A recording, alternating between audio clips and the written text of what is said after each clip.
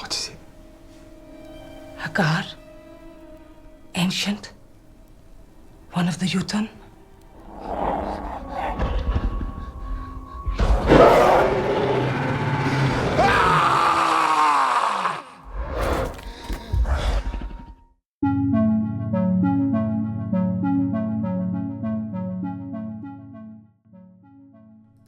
Welcome back to the channel, folks, and today we're going to be taking a look at the creature from a film that I reviewed some time ago, The Ritual, which is in fact based on the novel of the same name. It is a fantastic movie, and one that you really should watch. It's not your typical slasher horror film, but it's one that slowly grows with atmosphere and a sense of unease and dread, with a stalking creature. That creature, the Moder, is what we're going to be looking at today. So of course, full spoilers for The Ritual and the monster of the movie. The creature itself is known as the Moder, or simply the creature. It's referred to as a god, an ancient, one of the Jötunn, and a bastard son of Loki. The female cultist who reveals this in the film to our character Luke continues to state that they do not say its name, but they worship it. It keeps them there, and it gives them a life beyond that of a natural state. No more pain, no more death. To worship it and enter into the cult, you must undergo a ritual. You either kneel before the Moder, or it will hang you from one of the trees. What is it? A god? Ancient? One of the Jötunn? A bastard offspring of the Loki. We worship it. It keeps us here. Let us live beyond natural life. Now, the creature itself, in appearance, is very befitting that of the ancient Jötunn, a primordial, chaotic giant of Norse mythology.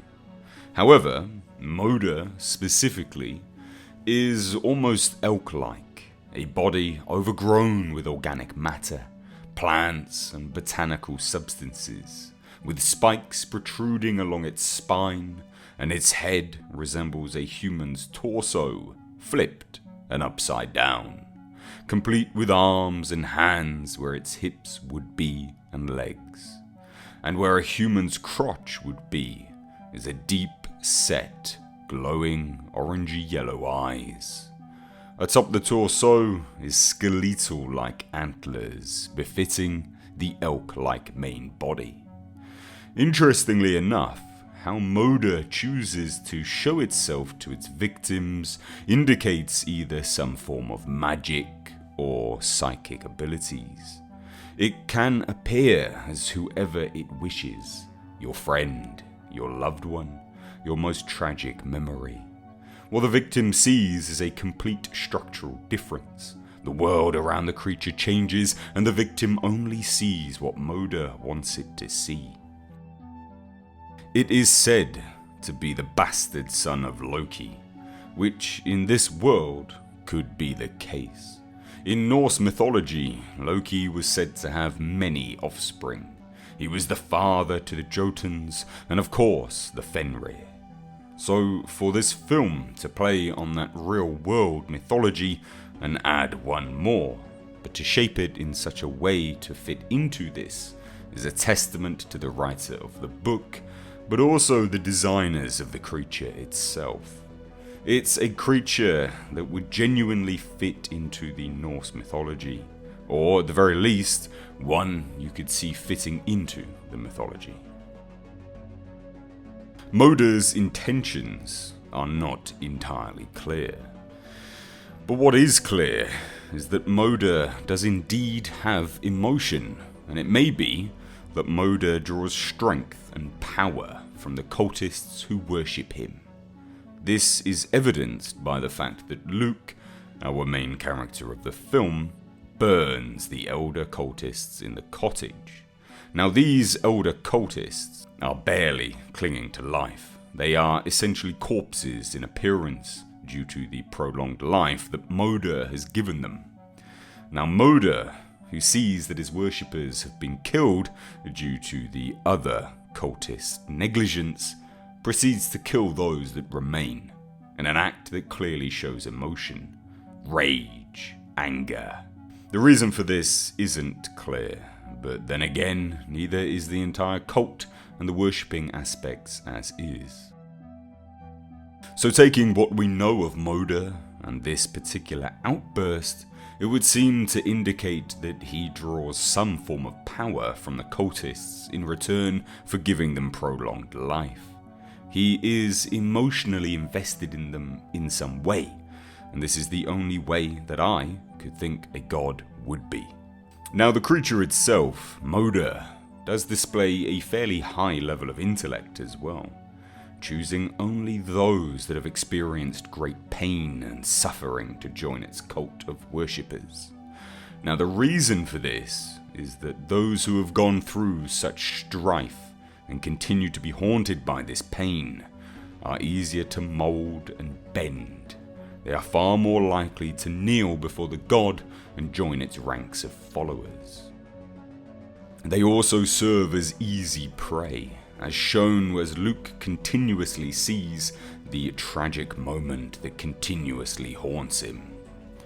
Now, this act both shows that it has some form of omniscience, knowing what you have experienced, and shows that its goal is to amass followers. The purpose for this, again, would seem to be some form of power gain from the cultists, or potentially just an ego trip. Either way, in the film and the book, Moder will stalk its victims, weary travelers through the forest, marking its choice for potential conversion. Anyone who isn't marked is murdered, either by the creature itself or by the cultists, who eventually find them and are sacrificed to the god. Now, here on the channel, where I've covered Lovecraft so extensively in the past, it would just simply be unforgivable if I didn't cover the Lovecraftian elements to Moder, and the fact that it also seems to resemble either Shub-Niggurath or one of her offspring. Clearly, and very obviously, from the film itself, we know that this creature, in this universe, is a Norse god, so I don't dispute that. But the design elements itself are quite Lovecraftian, or at the very least seem to draw some inspiration from the black goat of the woods with 1,000 young, also known as Shub-Niggurath. Now this god is specifically known as the Lord of the Wood, and in terms of the appearance, she has been described as a perverse fertility god, an enormous mass of black tentacles with slime-dripping mouths and goat legs. Creatures are constantly spat from her many mouths, which she either eats or they simply race off into the woods to continue their miserable existence. It's not much of a stretch to see how the design elements could have had some inspiration from Lovecraft. But either way, Moder, the creature, is a fantastically designed horror monster, at least in my eyes. It was a refreshing take on a creature feature for the modern day. I'll link my review of the movie down below in the description box, but it's something that I can highly recommend you watch, if you like movies with atmosphere and not simply just blood and guts and non-stop horror, then it's a good watch. A hidden gem of last year. As always, thank you for watching. If you have any suggestions for future horror creatures, icons, or things you'd like me to explore, please leave them down below in the comments. If you are new here and you enjoyed this video, don't forget to subscribe and turn notifications on, and give this video a like and a share. As always, I've been Mr. H.